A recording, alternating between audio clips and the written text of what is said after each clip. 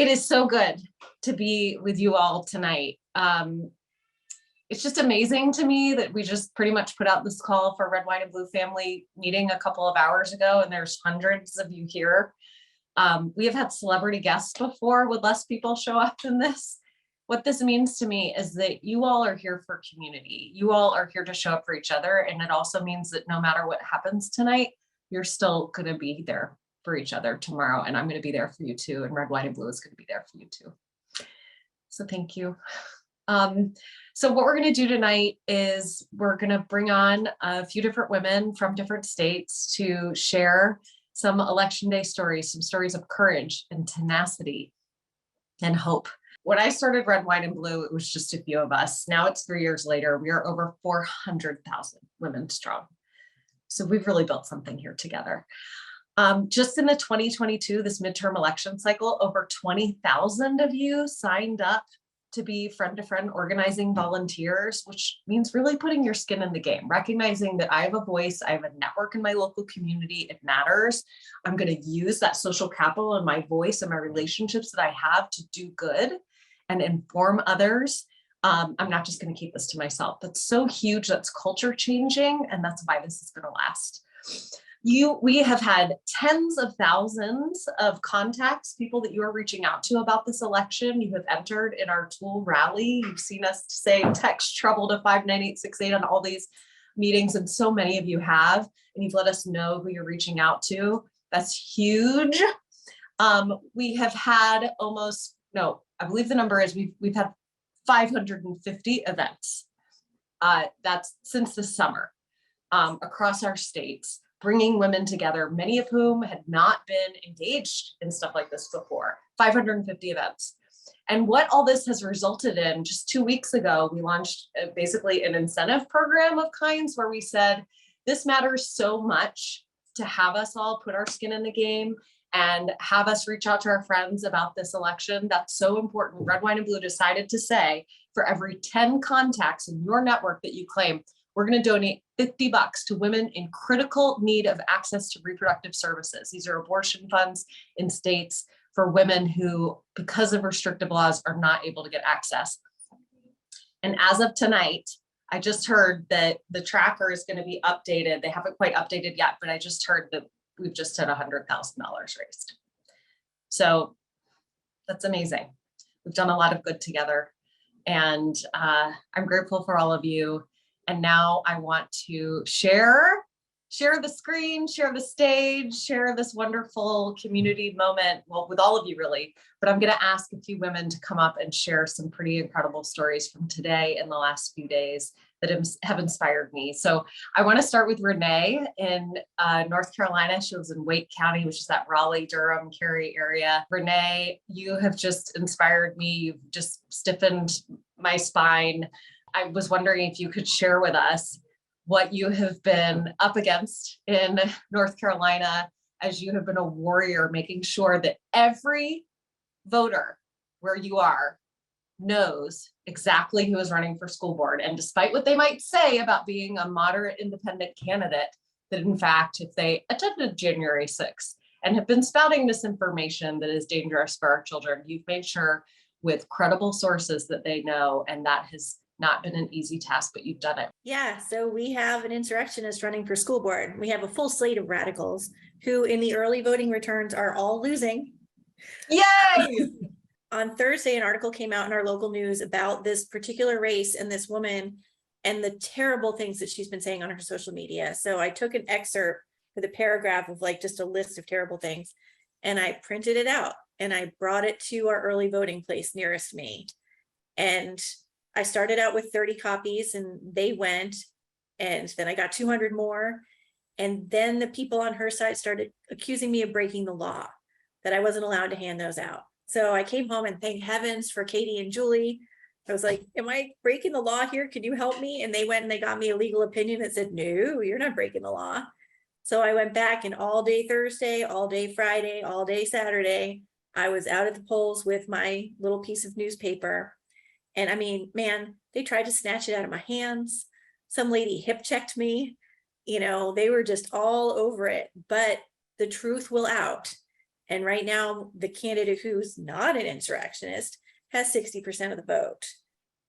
Amazing. I mean, Renee, what I love so much about this is that it proves that people do want good information. There's such an attempt to deceive, just mainstream parents who want the best for their kids. And they use these nice sounding words like parents' interests and rights and stuff, when that's not what it is at all. And you just went out there with good information, facts reported by a neutral local news outlet that scared the shit out of them. That's why they worked so hard to get rid of you. And your just, your refusal to kind of back down and just feel intimidated, which honestly, it's really incredible what you did. And I'm so grateful, and you're a role model for troublemakers everywhere, sister. Well, thank you. And I will say, it's not that I didn't feel intimidated. It's just that I packed that in at home, made me stay determined there. And then I fell apart when I got home. But you could do that. 100%. That's so relatable. Thank you, Renee. Next, I want to bring up Mary, who is in Pennsylvania. And Mary's saga of making sure that everyone can vote is one that we have been following for a few days now. I mean, in the red, white, and blue channels, checking up on Mary. How's it going? How's it going? Basically, Pennsylvania has huge issues with their absentee ballots, just ridiculously, voter suppressive laws that say if you don't have a date written here or the signature here on the outside of the envelope and on the inside of the envelope, that they look for reasons to discount votes that have very clearly made their preferences clear. And so Mary and so many other red, white, and blue women became pissed off suburban moms about people being disenfranchised. So Mary, take it from there. Tell us what happened. I love this story. I love you so much. Please share. This was a true team effort. Shout out to Paige Wolf, who is a bulldog, and I mean that with all the love in my heart. When these lists started coming out from the counties in Pennsylvania about ballots that need to be cured, whether folks had sent in their absentee ballot and didn't sign it or date it or what have you. Some folks were contacted. These lists were everywhere. People were invited to come into the Board of Elections to cure their ballots. In this particular case, a woman's name had appeared who was local to me in a group text that came out from Paige. I think it was Sunday night. So I reached out to a woman in, I think, Maryland, who gave me instructions of what I needed to do to reach out to this woman to become her designated agent, basically to be authorized to transport her absentee ballot back and forth, because we know that's a big thing, right? People can only drop off their own ballots. So I got the paperwork printed out. I reached out to the woman, who's super, super sweet. I went over to visit her. She lives in a group home. She is homebound. She cannot see very well. She cannot walk. So I got to know her a little bit, got the paperwork completed, took it down to the Board of Elections in Easton. I was told by the first gentleman that they already had her ballot in custody. She had two options. She could come down and cure her ballot in person, or she could go to the polls today, neither which were an option. So I went back, I called my contact down in Maryland, who said, this is a potential lawsuit, so we need to go back in there and get names. I went back in. I have my 17-year-old son with me, by the way, because he's learning how to drive and had a half day of school yesterday. So he got to see all of this. Amazing. We went back in. We spoke to the registrar of elections, who basically said, you have no recourse other than contacting an attorney. I went back outside. I gave my contact in Maryland all of the information. She hooked me up with an attorney from the ACLU in Pennsylvania. Last night via email, I had a motion in my inbox that I then took to the woman's house this morning. She executed, she signed the motion. In the meantime, the ACLU had already contacted the county solicitor to see if we could avoid going to court. They said be at court at 1:30. So the ACLU attorney, local attorney, just happened to be the top defense attorney in the Lehigh Valley, who met me at court today. We went in. Pretty much everyone was okay with this woman being able to vote, with the exception of the council that was there for Dr. Oz. She objected.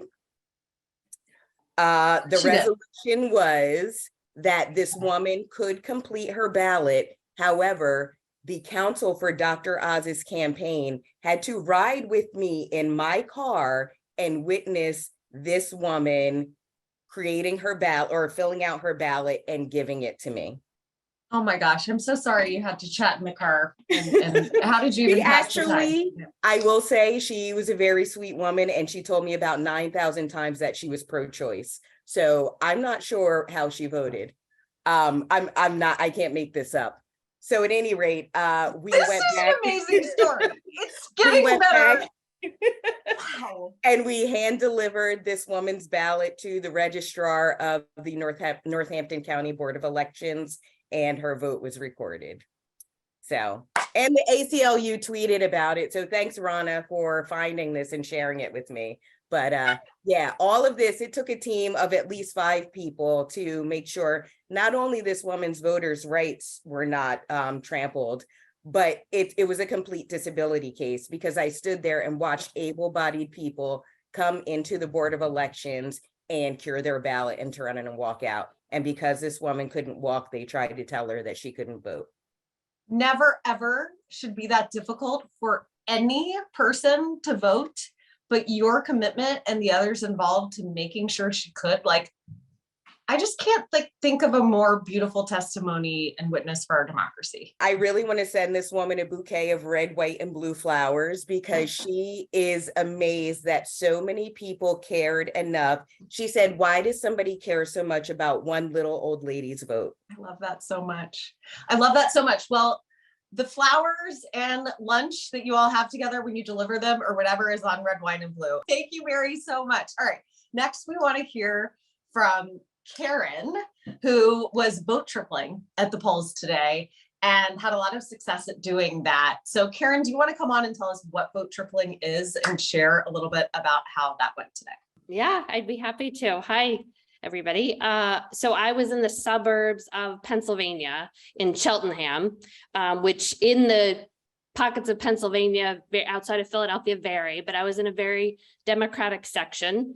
And the task was to try to get voters as I left the polls and ask them to commit to talking to 3 of their friends about coming back to the polls before they closed, making sure they voted if they hadn't voted, helping them with that. So I had decided that I was going to do it outside. So I froze, but it was much better because I was the only one outside. The Republican person was inside, sitting down, I might add. And I'm running around trying to talk to as many people as I could. I found 2 women in the beginning who said yes. And you know what? I have a couple of group chats where I'm talking to 20 women. I can do better than that. I can do more than 3. I'll do 20. And so then they stood there, and you want to ask them to do it in front of you to make sure that they don't walk away and forget. And so I had these 2 women, we have a photo of it. And they said, yeah, I'll do it right now. I'm happy to do it. And you could see, they kept showing me, oh, look, this one said she's already done it. This one said she's going. This is really great. She's going to come. And so I got to see all the responses, which was so exciting. And then full circle later in the afternoon, I was at the same polling place.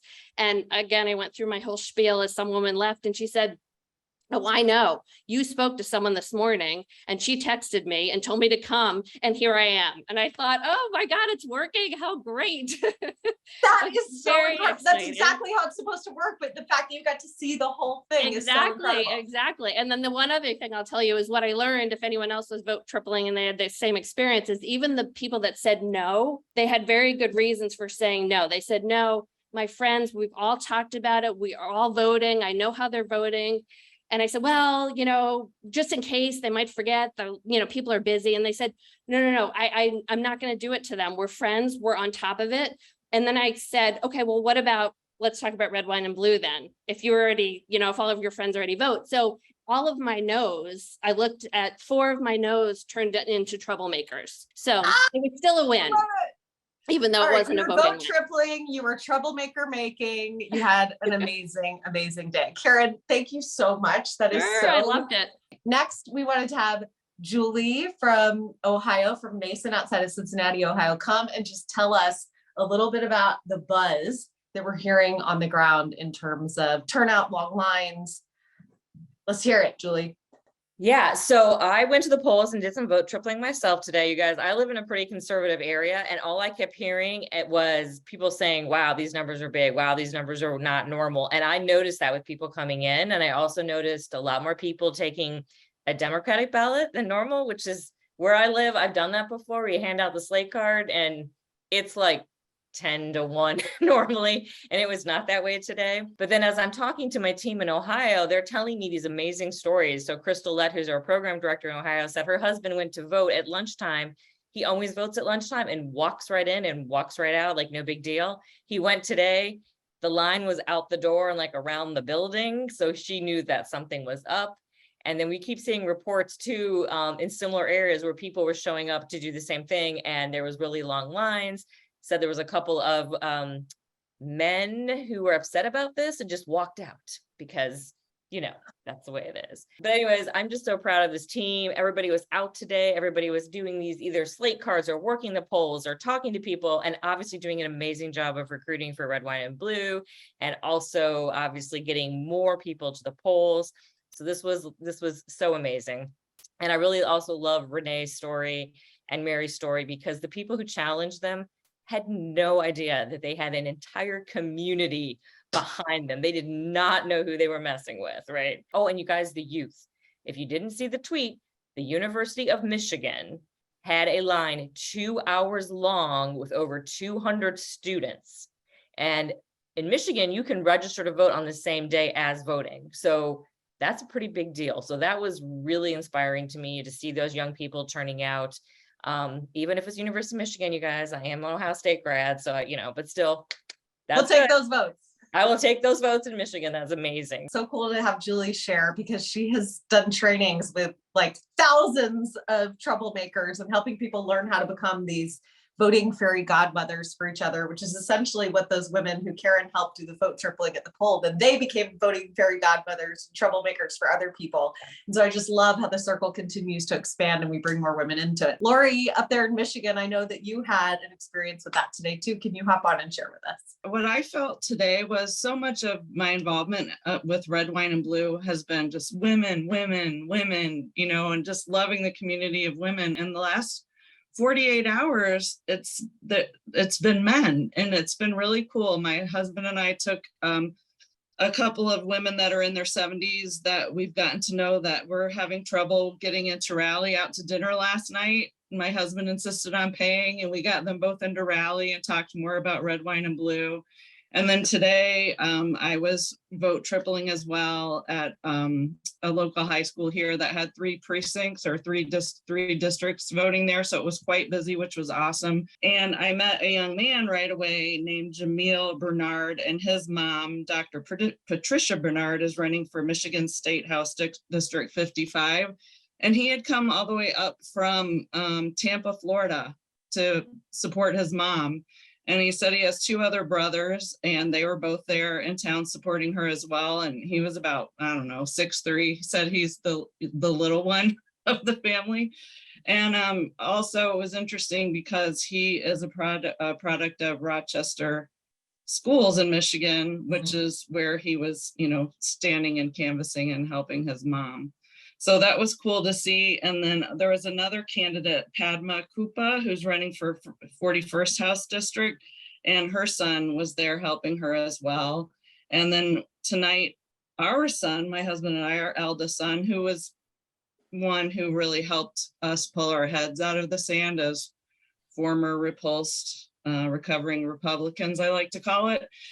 He showed up at our house with not only his voting sticker, but an I gave blood today sticker on his shirt. Oh. And he has been involved in the Big Brothers Big Sisters program, made it all the way through COVID and all of that, and had just taken his little brother from a struggling community in Michigan here, Pontiac, Michigan, out and done some fun stuff with him. And he's getting ready to take him to see Black Panther too. So my heart was just bursting over the involvement and the support of the men today.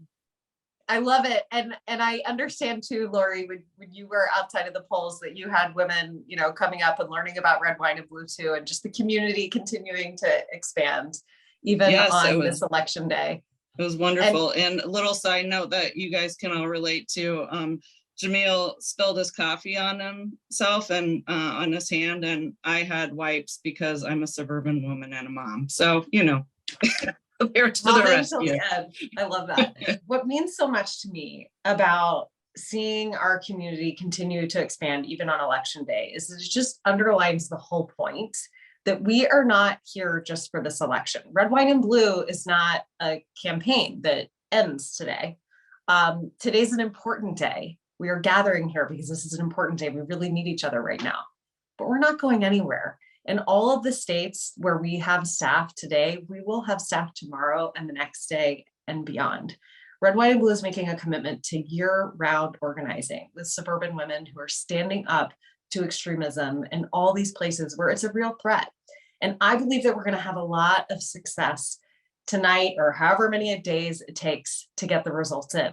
But you know what? There's going to be places and pockets too where we get news that isn't as great. And we're going to need to be there for each other and have each other's backs in the places where there's still that ongoing need to fight. Because we are in this for the long haul. That's how we protect democracy. We practice it day in and day out. And we're always there for each other as we protect it and live up to its values for our kids and for the future that we all really want to build for each other. That's what leaves me just the most inspired tonight, just the sense of this isn't the big beginning anymore. We've really started and built something together, but it's not nearly the end.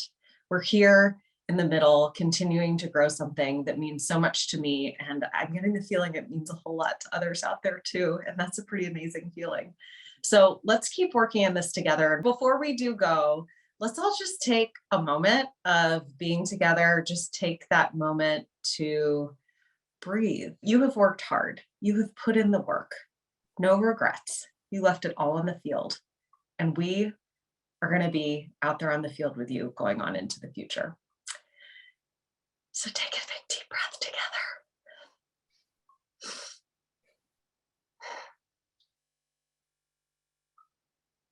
Thanks everybody for being here. Do what you're going to do and get some good rest. We'll see you real soon.